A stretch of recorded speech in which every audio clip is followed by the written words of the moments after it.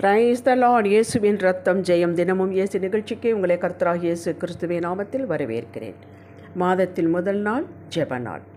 அன்பான ஜெப பங்காளர்களே, வாருங்கள் நாம் ஒன்று கூடி ஒருமனப்பட்டு கடந்த 6 மாதங்கள் நம்மை காத்து வழிநடத்தி போஷித்து நடத்தின நம் கர்த்தருக்கு மகிமையை செலுத்துவோம், நன்றி செலுத்துவோம், ஜெபிப்போம்.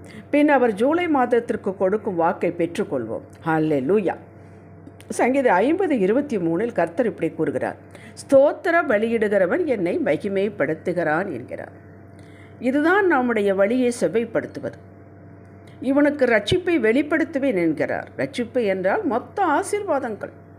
எவனொருவன் நன்றி செலுத்துகிறானோ, நன்றியுள்ள இருதயம் இருக்கிறதோ, அவருக்கு மேன்மேலும் ஆசீர்வதிப்பார். அப்படித்தான் எல்லாவற்றிலும் நன்றி பலி சோத்திர பலி செலுத்தி இம்மட்டும் காத்தவரே இனிமேலும் காப்பீர் என்ற சிந்தை உள்ளவன்தான் அவரை மகிமைப்படுத்துவனாகும். மகிமை மகிமை என்று எவ்வளவு நேரம் பாடினாலும் கர்த்தர் நம் மூலம் மகிமைப்பட மாட்டார். அப்போ பாடக்கூடாதா? கட்டாயம் பாட வேண்டும்.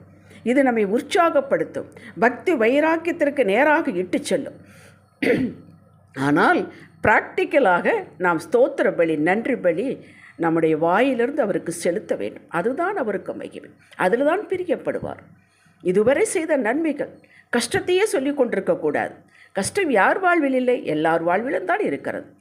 உபத்திரவங்கள் உண்டு, ஆனால் நாம் ஜெபிப்போம், ஜெயிப்போம். நாம் அவருக்கு இதுவரை செய்தது எல்லாவற்றுக்கும் நன்றி பலி செலுத்தும் பொழுது அவர் உள்ளம் மகிழ்கிறது. மேலும் நன்றி பலி செலுத்துவதற்கு நம்மளை தயார்படுத்துவார். அப்படி என்றால் ஆசீர்வதிப்பார் என்று பொருள். நம் வாழ்வில் எது நடந்தாலும் நாம் எல்லாவற்றுக்கும் அவருக்கு ஸ்தோத்திரம் செய்ய வேண்டும் என்பதே கிறிஸ்து இயேசுவுக்குள் நம்மை குறித்து தேவனுடைய சித்தமாயிருக்கிறது. 1 தெசலோனிக்கர் 5:18.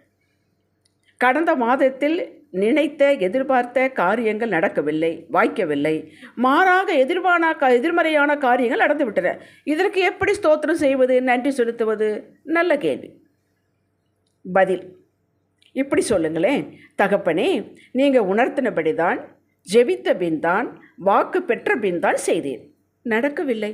பதிலாக எதிர்பாராத வேதனைப்படுத்தும் காரியங்கள் நடந்துவிட்டன. இதை நீர் அறிவீர் தகப்பனே. ஆகிலும் உமது கிருபையே சார்ந்திருக்கிறேன்.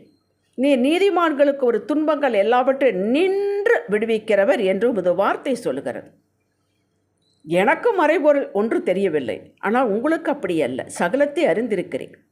தீமைகளை நன்மையாக மாற்றுகிறவரே, எல்லாவற்றின் நன்மைக்கு ஏதுவாக மாற்றி தருகிறேன். ரோமர் 8:28 என்றவரே, உமது வார்த்தையின்படி நீர் எனக்கு செய்ய போகிறதற்காக ஸ்தோத்திரம்.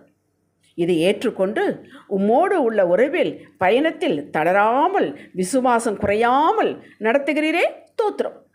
இப்படி செலுத்தலாமே, இப்படி சொல்லி ஜெபிக்கலாமே. இதுதான் அவரை மகிமைப்படுத்துவது. உங்கள் பொறுமையை, விசுவாசத்தை தளராமல் உறுதியாக இருப்பதை பார்த்து பரலோகமே உங்களுக்கு பேக்கப்புக்கு நிற்கும். தகப்பனே, கடந்த மாதம் முழுவதும் சோர்வில்லாமல் ஜெபிக்க, வசனங்களை தியானிக்க கொடுத்த கிருபைக்கு ஸ்தோத்திரம். பல காரியங்கள் அற்புதமாய் நடந்தன. நன்றி. வாய்க்க பெற்றோம், ஸ்தோத்திரம்.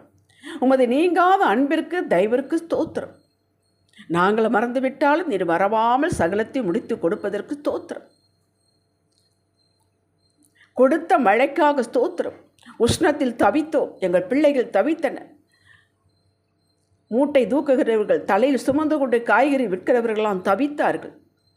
நீர் பார்த்தீர், நீக்கினீர், இந்த உஷ்ணத்தை நீக்கினீர், ஸ்தோத்திரம். சுகத்திற்காக, நீர் கொடுத்த சுகத்திற்காக, பலத்திற்காக ஸ்தோத்திரம். நன்றியப்பா. இதோ ஜூலை மாதத்திற்குள் அழைத்து செல்கிறீரே, நன்றியப்பா. கல்லூரிகளை, பாடங்களை தெரிந்தெடுக்கும் பிள்ளைகளுக்கு இவர்களின் எதிர்காலத்தை கையில் வைத்திருப்பவரே, அதற்கு தகுந்தாற்போல், உம்முடைய திட்டத்திற்கும் சித்தத்திற்கு தகுந்தாற்போல் இவர்களை வழிநடத்தும். இவர்களுக்குள்ளே ஒரு ஆசையும் விருப்பத்தை வைக்கும். ஃபீஸ் கட்டுவது பெற்றோர்களுக்கு பாரமாக இல்லாதபடி சகாயம் செய்யும். இந்த மாதம் முழுவதும் ஒவ்வொரு ஜெப பங்காளர்கள் குடும்ப ஜெபத்திலும் தனிப்பட்ட ஜெபத்திலும் உறுதியாக நிற்க பலன் தாரும். பொருத்தனைகள் செய்திருப்பார்கள் என்றால் அதை நிறைவேற்ற பலன் தாரும், ஞானம் தாரும், ஞாபக சக்தியை தாரும். புதிதாக வீடு கட்ட, வீடு வாங்க, நிலம் வாங்க, விற்க இருப்போருக்கும் அது கண்களில் தயை கிடைக்கட்டும் அப்பா. அதிகாரிகள், மனிதர்கள் கண்களில் இவர்களுக்கு தயவு கிடைக்கட்டும் தகப்பனே. திருமண வயது வந்தும் இன்னும் திருமணம் ஆகாமல் தடைகளை சந்தித்து கொண்டிருக்க அன்பர்களுக்கு, பிள்ளைகளுக்கு எல்லா தடைகளையும் நீக்கி வழியை செவ்வையாக்கி அவரவர்களுக்கு ஏற்ற துணையை கொடுத்து குடும்பமாய் நிலைநாட்டுவீராக. குடும்பமாக இருக்க வேண்டும் என்பதுதான் உம்முடைய விருப்பம். ஊழியத்தில் ஈடுபட்டோருக்கு பிசாசின் எந்த குறுக்கீடும் இல்லாமல் சரீர சுகம் கொடுத்து ஆத்தும பலன் கொடுத்து ஊழிய பாதையில் நீர் உடனிருந்து உதவுவீராக, நடத்துவீராக. உம்முடைய நாமம் மகிமைப்படட்டும், தேவராஜ்யம் கட்டப்படட்டும், தேவராஜ்யம் விஸ்தாரமாகட்டும், தேவராஜ்யம் வேரூன்றி நிற்கட்டும் இந்தியாவில். அல்லேலூயா. பங்காளர்கள் எல்லா குடும்பங்களிலும் கணவன் மனைவி உறவு மிகுந்த சமாதானத்தோடு இருக்க காத்துக்கொள்ள உமது கரம் அவர்களுக்கு உதவியாக இருக்கட்டும். எந்த குடும்பத்திலும் பிரிவினை ஆவிகள், வஞ்சக ஆவிகள் உள்ளே நுழையாதபடி உமது அக்கினி வேலியை போடுமையா. சமாதானத்தின் தேவனீர் ஒவ்வொரு குடும்பத்திலும் தலையாக இருந்து சகலத்திலும் சம்பூர்ணத்தை கட்டளையிட்டு வீண் செலவுகளை தவிர்த்து மீதமெடுக்க வைப்பீராக. இந்த மாதம் யாரெல்லாம் பிறந்த நாள் கொண்டாடுகிறார்களோ, திருமண நாள் கொண்டாடுகிறார்களோ, அந்த பிள்ளைகளை நிறைவாக ஆசீர்வதிக்கும். எல்லா வாலிப பிள்ளைகளும் சிறு பிள்ளைகளும் அவரவர் பெற்றோரின் கையில் அடங்கி அமைதலாக இருந்து பெற்றோர்களை, முதியோர்களை, ஆசிரியர்களை கனப்படுத்தும் பிள்ளைகளாக வளர அனுகிரகம் செய்வீராக. இன்னார் வீட்டு பிள்ளை, இன்னார் வீட்டு சபைக்கு போகிறவர்கள் என்று சொல்லும் பொழுது நீர் மகிமைப்பட வேண்டும். சகல மகிமை உமக்கே தகப்பனே. இயேசுவின் நாமத்தில் ஜெபிக்கிறோம் எங்கள் அருமை பிதாவே, ஆமேன். இந்த மாதம் கர்த்தர் நமக்கு கொடுக்கும் வாக்கு சங்கீதம் 91:14.